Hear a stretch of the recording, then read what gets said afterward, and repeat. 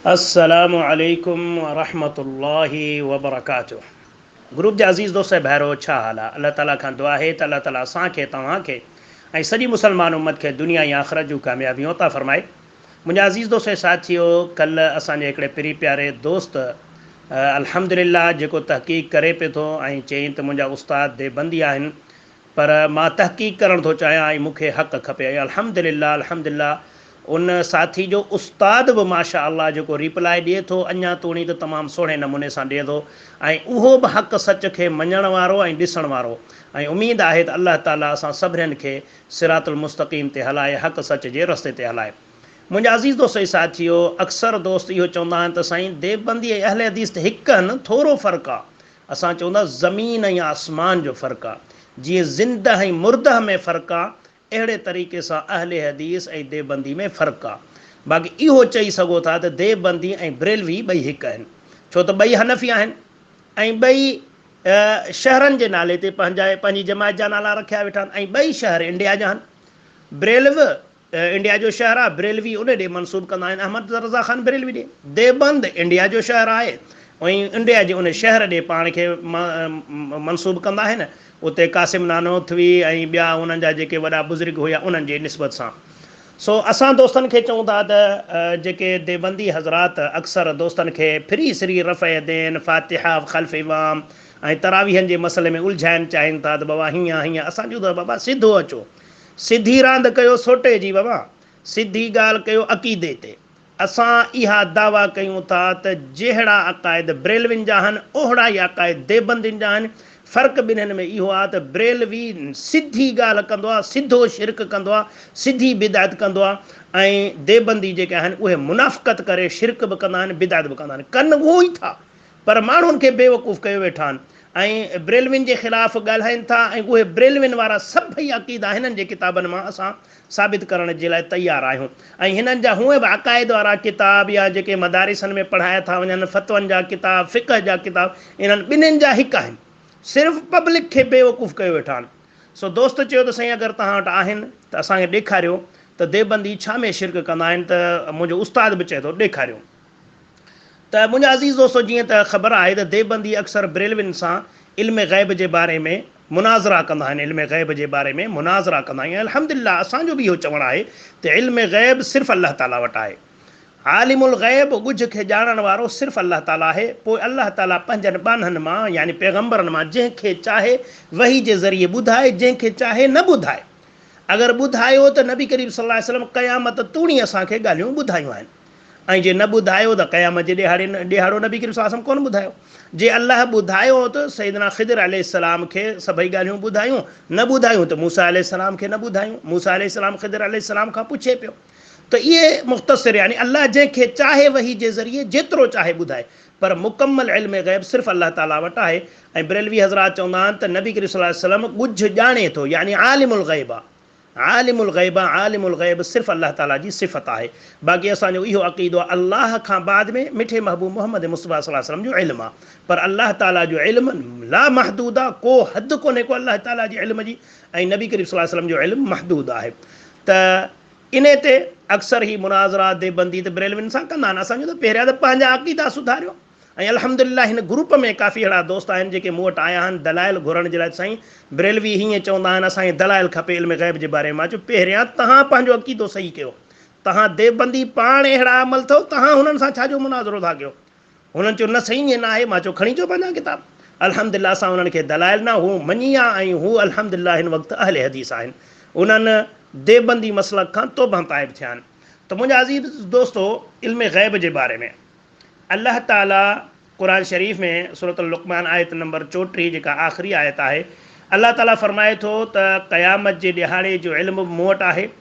बरसाति बि मां नाज़िल थो कयां, माउ जे पेट में छा आहे मां थो ॼाणा, ऐं कंहिंखे बि ख़बर न आहे मां तदरी नफ़्सुम मादा तक्सिबु गदा, कंहिं बि जान खे ख़बर न आहे त सुभाणे हू छा कमाईंदो। वमा तदरी नफ़्सुम बि अई अर्दिन तमूत, ऐं कंहिं बि जान खे ख़बर न आहे त हू कहिड़े ज़मीन में मरंदो, किथे मरंदो, कंहिंखे ख़बर न आहे। केरु थो चए? क़ुर थो चए, क़ुर थो चए। हाणे अचो सही बुख़ारी ते।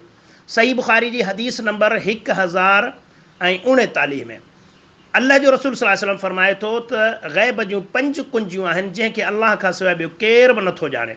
उहे छा आहिनि त कंहिंखे बि ख़बर न आहे सुभाणे छा थियण वारो आहे, माउ जे पेट में छा आहे ऐं सुभाणे हू छा कंदो, इहो कंहिंखे बि ख़बर न आहे। ऐं कंहिंखे बि इहा ख़बर न आहे त हू कहिड़े ज़मीन में मरंदो, ऐं कंहिंखे बि ख़बर न आहे त बरसाति कॾहिं वसंदी किथे वसंदी। इहे 5 कुंजियूं आहिनि अल्लाह ताला जे लाइ ख़ासि आहिनि। इहो केरु थो चए? मिठो महबूब मोहम्मद मुस्तफ़ा सल्लल्लाहु अलैहि वसल्लम।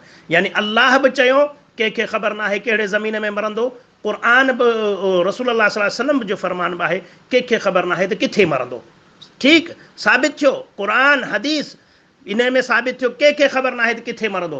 हाणे ब्रेलवी बेड़ा किसा कहाणियूं डंडे ठोक ठोकींदा आहिनि, साईं पहिरियां ॿुधायो हो मां मरंदुसि, साईं पहिरियां ॿुधायो हो। कंहिंखे बि ख़बर न आहे। हा पैगंबरनि खां अल्लाह ताला पुछा कंदो आहे, बाक़ी ॿिए कंहिंखे बि ख़बर न आहे किथे मरंदो। हाणे अचो त फ़ज़ाइल सदक़ात में ॾिसूं। फ़ज़ाइल सदक़ात जो आहे हिसा दोम में जेको आहे कुतुब खाना फैज़ी मां छपियल आहे।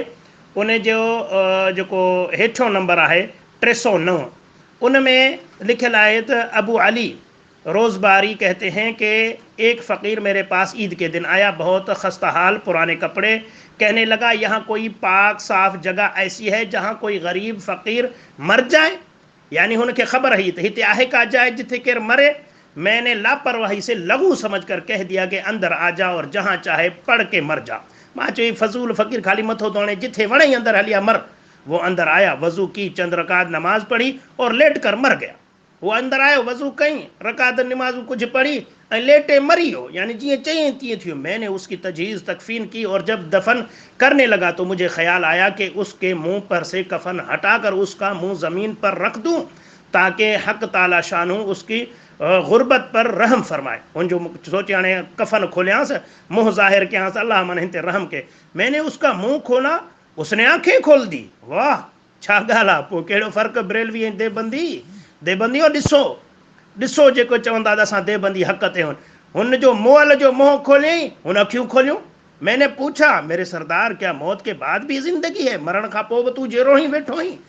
कहने लगा मैं जिंदा हूँ और अल्लाह ताला का हर आशिक जिंदा होता है, मैं कल क़यामत में अपनी वजाहत से तेरी मदद करूँगा। हाणे ॿियो हवाल, इहा ॻाल्हि ब्रेलवी कनि त मुशरिक बिदअती ऐं हिननि जे पंहिंजे किताबनि में लिखियल आहिनि त तौहीद वारा आहिनि। त मुंहिंजा अज़ीज़ दोस्तो हाणे ॾिसो हिननि जा कूड़ा किसा, ही हिकिड़ो किसो आहे, नंबरवार रोज़ाने इनशाअल्लाह असां ॿुधाईंदासीं त जीअं ग्रुप में जेके देबंदी हज़रात आहिनि उन्हनि जी इस्लाह थिए ऐं हू वञी तहक़ीक़ कनि। हाणे असां उन दोस्त खे चवंदासीं पहिरियां तव्हां वञो पंहिंजे शेख साहिब खे ई ॾेखारियो ऐं तव्हां बि ॾिसो छा इहा ॻाल्हि फ़ज़ाइल सदक़ात में आहे या कोन्हे का, छा इहो इल्म ग़ैब आहे या कोन्हे। जॾहिं ब्रेलवी अहिड़ी दावा कनि त मुशरिक देबंदी करे दावा त सही, देबंदियुनि जो पीर मुर्शिद मरण खां पोइ बि हिन दुनिया में ज़िंदा आहे त कूड़।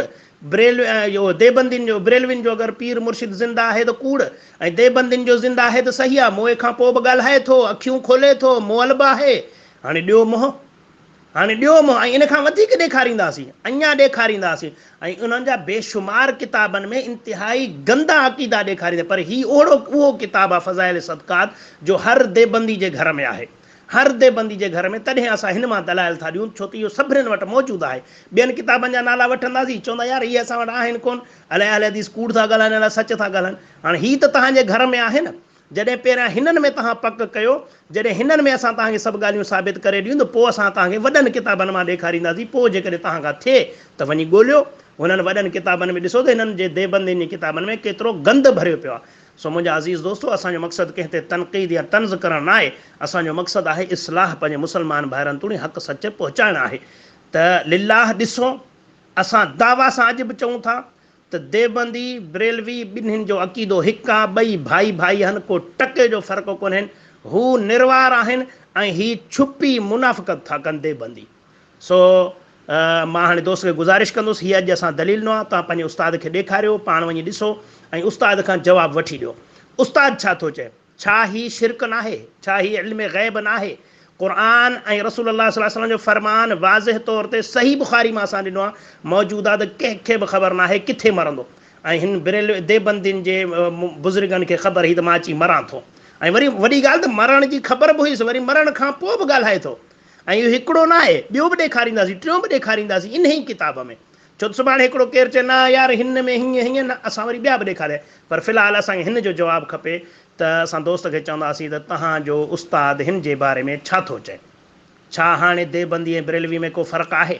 अल्लाह ताला खां दुआ आहे त अल्लाह ताला असां सभिनीनि मुस्लमाननि खे कुफ़र, शिरक, बिदअत ऐं तक़लीद खां महफ़ूज़ फ़रमाए ऐं ख़ालिस क़ुरान ऐं सुन्नत खे सम्झणु, उन ते अमल करणु ऐं उनखे पूरी दुनिया जे इंसाननि ताईं पहुचाइण जी तौफ़ीक़ अता फ़रमाए। आमीन या रब्बल आलमीन। अस्सलामु अलैकुम व रहमतुल्लाहि व बरकातुहू।